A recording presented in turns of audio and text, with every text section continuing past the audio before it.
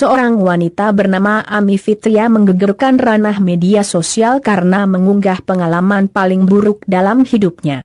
Ami Fitria menuliskan bahwa tahun lalu menjadi korban perkosaan yang dilakukan oleh seorang pria bernama Raffi Izamalah.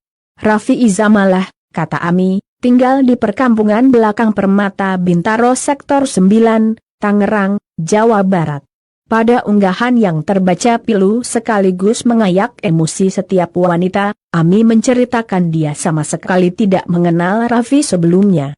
Sudah hampir setahun akhirnya saya memberanikan diri untuk membicarakan peristiwa yang menghantui saya hingga hari ini, tulis Ami. Oleh karena kurangnya bukti, Ami mengatakan bahwa pihak kepolisian diduga tidak bisa melakukan tindakan lebih jauh. Saya tidak akan melakukan ini jika polisi akan mengambil tindakan, tetapi secara hukum saya tidak memiliki cukup bukti untuk memasukkan keparat ini ke penjara sehingga yang bisa saya lakukan hanyalah mengekspos dia.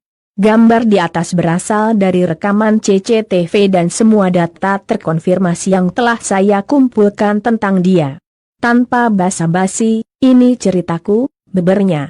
Dia menuliskan bahwa insiden kekerasan seksual yang dia alami pada 13 Agustus 2019 terjadi sekitar jam 9:30 WIB.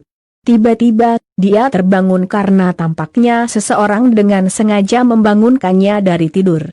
Saya melihat siluet tinggi meninggalkan kamar saya.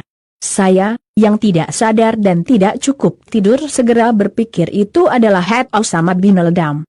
Saya mengikuti orang ini ke ruang ganti saya, di mana dia bersembunyi di sudut dan ketika saya memasuki ruangan dan berbalik, saya belum pernah melihat orang itu seumur hidup saya. Bahkan sebelum saya sempat bereaksi, dia memukuli saya beberapa kali dengan apa yang saya yakini sebagai sepotong logam sampai saya mengeluarkan darah dari kepala saya dan terbaring hampir pingsan di lantai dengan beberapa luka memar dari kepala sampai bahu saya, paparnya.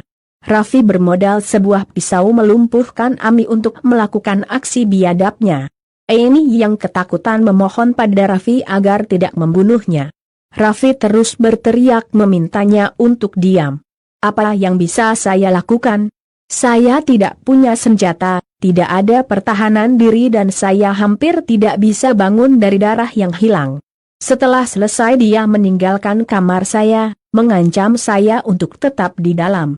Saya segera mencari ponsel saya tetapi itu hilang, dan bersembunyi di kamar mandi saya sampai saya yakin dia sudah pergi. Saya lari keluar segera setelah tidak ada tanda-tanda siapapun di rumah saya dan mencari bantuan tetangga.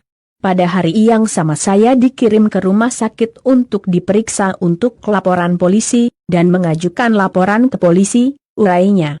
Kemudian, Raffi mengirimkan pesan singkat pada Ami 1 hari setelah hari pemerkosaan terjadi.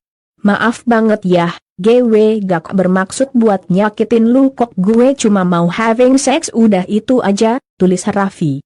Selama 1 tahun Ami menahan tekanan dan dampak buruk dari pengalaman naas yang menyebabkan trauma panjang dalam hidupnya. Kini, dia memutuskan untuk mengekspos identitas Raffi sekaligus memperlihatkan wajah pria yang berperilaku persis binatang tersebut. Pihak Insert Live sudah mencoba menghubungi Ami Fitria, tetapi sampai berita ini diturunkan, pihak yang bersangkutan belum memberikan klarifikasi.